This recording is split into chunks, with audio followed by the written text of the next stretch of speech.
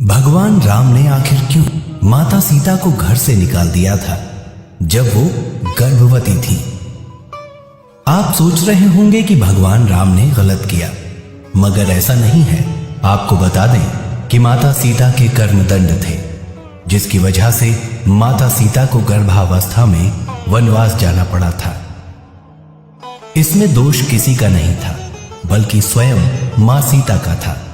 जी हां, पद्म पुराण में लिखा है कि जब माता सीता मात्र 5 वर्ष की थी, तब वो एक दिन अपनी सहेलियों के साथ बगीचे में खेलने गई थी। वहीं एक पेड़ पर तोती बैठी थी, जो अपने तोते को राम कथा सुना रही थी। अयोध्या में राम जन्मे हैं, राम दशरथ के पुत्र हैं, राम का श्रृंगार अति सुंदर है।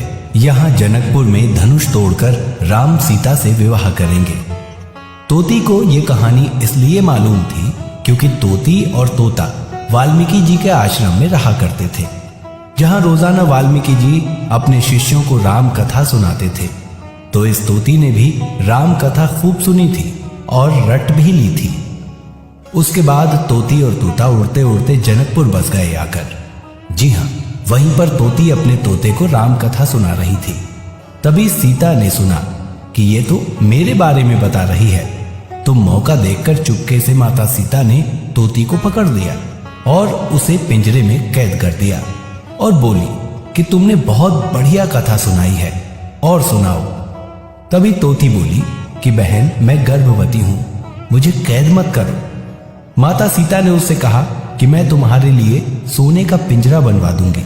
यकीन मानिए, माता सीता ने रातों रात सोने का पिंजरा बनवाया भी और तोती से कहा कि इसमें रहो और तुम्हें जो खाना हो वो बोलो, मैं तुम्हें खिलाऊंगी, पर तुम मेरे पास रहो।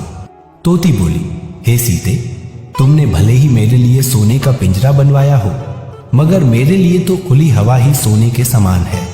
तोती गिड़गिड़ाते हुए रोने लगी और बोली कि मैं तुम्हारे सामने हाथ जोड़ती हूं, मुझे बंधन से मुक्त कर दो।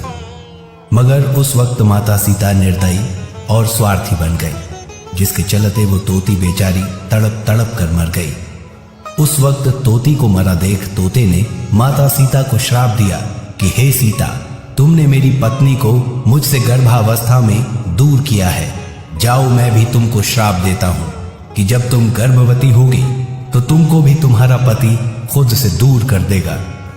जी हां दोस्तों, ये बात साफ साफ पद्म पुराण में लिखी हुई है कि तोते ने ही माता सीता को श्राप दिया था, जिसका परिणाम ये निकला कि वो ही तोता इस जन्म में धोबी बनकर आया, और आज उसी धोबी के कहने पर राम ने सीता को त्याग दिया।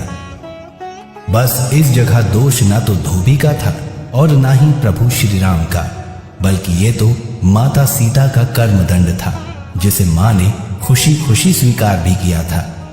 तो दोस्तों, माता सीता से सीखिए कि अपने कर्मों का दंड यही भोगना पड़ता है, इसलिए इसे हंसते हंसते स्वीकार कीजिए और भोगिए।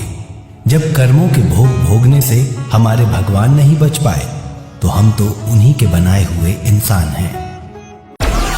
डाउनलोड मौज।